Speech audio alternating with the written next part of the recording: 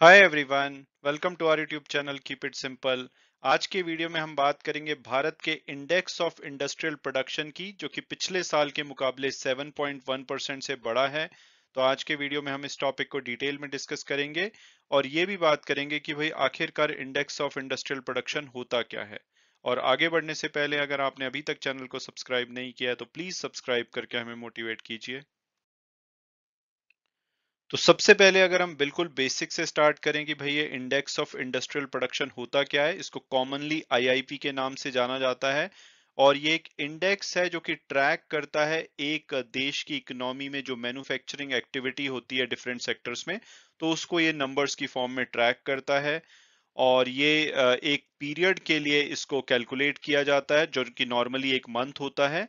जैसे कि अभी जो लेटेस्ट डेटा आया है वो अप्रैल 2022 का डेटा है और उसको अप्रैल 2021 के डेटा के अगेंस्ट कंपेयर किया जा रहा है। इसमें नॉर्मली 6 वीक्स का गैप होता है। यानी कि जो अभी जो लेटेस्ट डेटा रिलीज किया गया है ये अप्रैल 2022 का है, तो अप्रैल 2022 के महीना जब खत्म होता है तो उसके 6 वीक के बाद ये डेटा रिलीज किया जाता है, जो कि अभी लगभग 6 वीक्स हो चुके हैं तभी ये डेटा रिलीज किया गया है। इसका जो बेस ईयर है वो 2011-12 है। 2017 से पहले ये 2004-5 होता था, लेकिन उसको बदल करके 2017 में 2011-12 कर दिया था। और ये जो डेटा कंपाइल और पब्लिश किया जाता है ये सीएसओ यानी कि सेंट्रल स्टैटिस्टिक्स ऑफिस के द्वारा हर महीने पब्लिश किया जाता है। और अब अगर बात की जाए इनके कॉन्स्टिट्यूएंट्स यानी कि कंपोनेंट्स क्या क्या इंक्लूड किए जाते हैं आईआईपी में, तो ब्रॉडली अगर हम बात करें तो इसमें 3 सेक्टर्स होते हैं: माइनिंग, मैन्युफैक्चरिंग और इलेक्ट्रिसिटी। और अगर वेटेज वाइज बात की जाए तो 77.6% यानी कि सबसे ज्यादा जो वेटेज है वो मैन्युफैक्चरिंग को मिलती है इस इंडेक्स में। उसके बाद 14.4% माइनिंग को और 8% इलेक्ट्रिसिटी को। और अगर इसमें कोर इंडस्ट्रीज की बात की जाए तो पूरे जो आईआईपी इंडेक्स होता है उसमें 40% के आसपास की जो वेटेज है वो हमारी 8 जो कोर इंडस्ट्रीज हैं वो होल्ड करती हैं। इसमें आपको दिखेगी electricity, crude oil, coal, cement, steel, refinery products, natural gas और फर्टिलाइजर। यानी कि ये 8 ऐसी इंडस्ट्री हैं जो कि overall industrial index of industrial production में 40% के आसपास की वेटेज रखते हैं। तो अगर इसमें कोई मेजर मूवमेंट होती है तो इससे आईआईपी का इंडेक्स काफी प्रभावित होता है। और अगर हम इन 8 सेक्टर में बात करें कि सबसे ज्यादा वेटेज किसकी होती है, तो सबसे ज्यादा रिफाइनरी प्रोडक्ट्स की होती है लगभग 28%, फिर इलेक्ट्रिसिटी इंडस्ट्री की लगभग 19.85%, स्टील की 17.92, कोल की लगभग 10% के आसपास।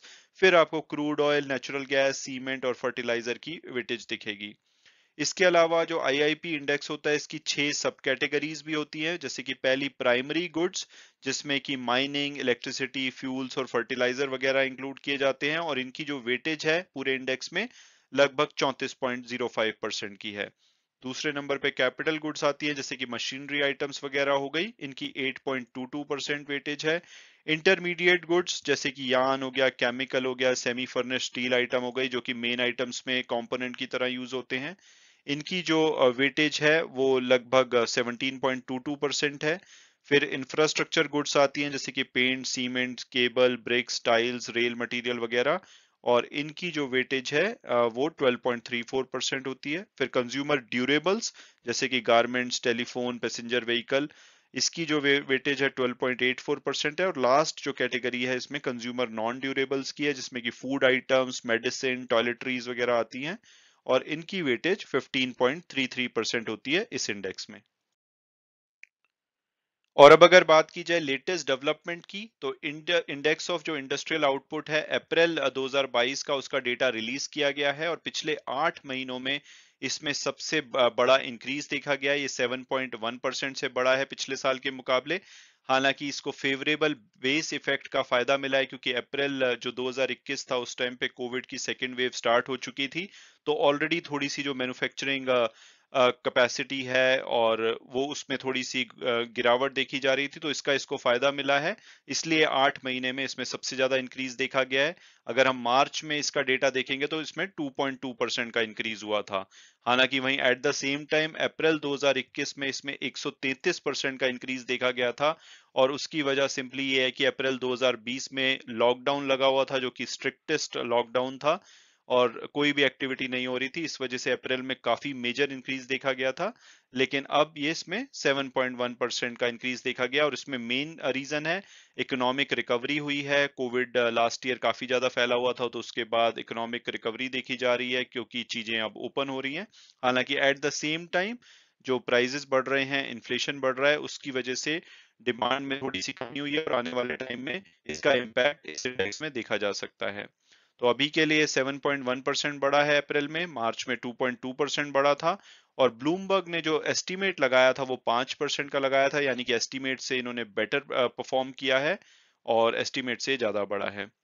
इसके अलावा अभी पीछे जो 8 कोर सेक्टर्स हैं जो कि लगभग 40% के आसपास की वेटेज रखते हैं इस इंडेक्स में, उसका डेटा अभी पीछे जब रिलीज किया गया था तो वो 8.4% बढ़ा था अप्रैल में और मार्च में वो 4.9% था। तो उस टाइम पे ही उम्मीद लगाई जा रही थी कि आईआईपी का जो इंडेक्स है वो अच्छे से बढ़ेगा और वही इनके नंबर्स में देखा जा रहा है।